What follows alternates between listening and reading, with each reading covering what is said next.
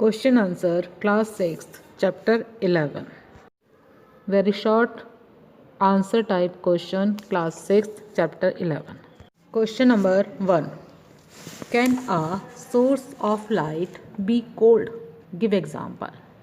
Children, in this question we have to tell कि can a light source be cold? Now come to its answer. Yes, a source of light can be cold. For example, firefly, that is a natural source of light. Firefly, it is also called jugnu. Tube light, when the tube light is glowing for 1 hour or 2 hours, if you touch it, it remains cold. So it is a cold source of light. Now question number 2. Are most objects around us luminous or non-luminous? Luminous means which are emitting their own light. Non-luminous means which don't produce any light. Now its answer, most objects around us are non-luminous. Means most objects don't emit their light. Question number 3. Can a completely transparent object cast a shadow? Children, first of all, understand the meaning of transparent object. Transparent object means the objects which allow light to pass through them completely. Now its answer, no. Light will pass through it. When light falls on transparent object, because it allows light to pass through it, so light will pass through it, so it does not cast any shadow, so it can't cast a shadow. Now question number 4. If you can see the faint glow of a lighted torch through an object but not the torch itself, is the substance opaque, translucent or transparent? Now its answer, faint glow shows translucent object. Faint glow means blur object. Okay, and translucent object allow a partial flow of light through them. Small amount of light can pass through them. So the faint glow, so that is due to translucent object. Now question number 5. In a completely dark room, if you hold up a mirror in front of you, will you see a reflection of yourself in the mirror? Children, remember in this question it is asked, the room is dark, there is no light source. In a dark room, are you able to see a reflection of yourself? Means image of yourself in the mirror. Now its answer, no. The answer is no. We can only see in the mirror when light falling on it is reflected back. If the light is not there, then we are not able to see ourselves in a mirror. Now short answer type question. Question number 1.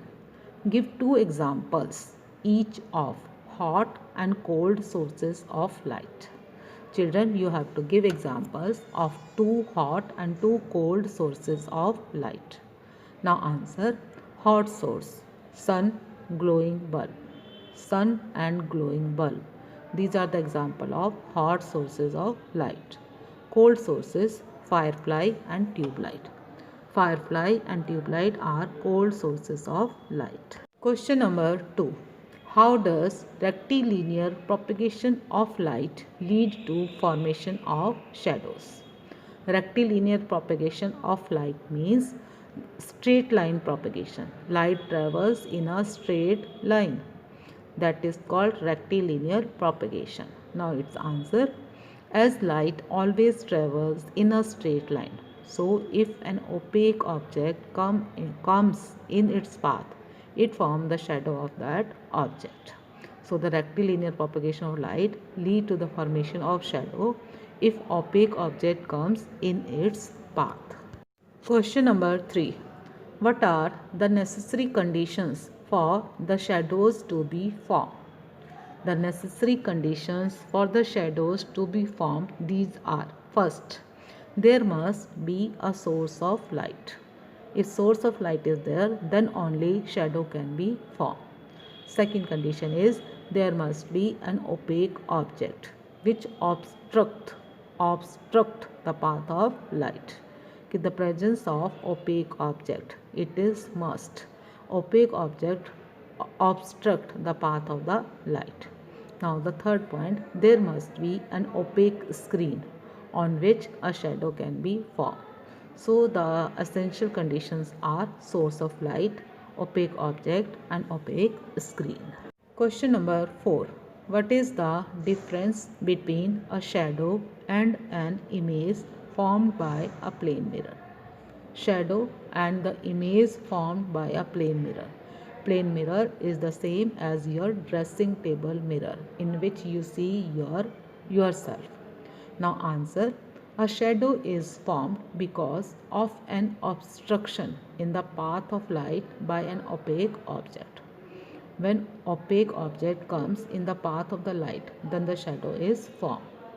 Whereas an image by a plane mirror is formed because of the reflection of light by the surface of the mirror. When light ray falls on the plane mirror, then it gets reflected, and these reflected rays lead to the formation of image. So image is formed by the reflection of the light by the surface of the plane mirror. Question 5. What are the two reasons of a shadow? How are they different from one another? Now its answer, the two reasons of a shadow, these are umbra and penumbra. Umbra means this is the region of total darkness where no ray of light enters. It is completely dark. Penumbra, this is the region of partial darkness surrounding the umbra. Some light reaches in the penumbra region. Now question number 6.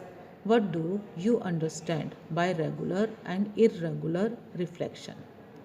Now its answer, if a beam of light falls on the mirror, the entire beam is reflected in only one direction. This is called regular reflection.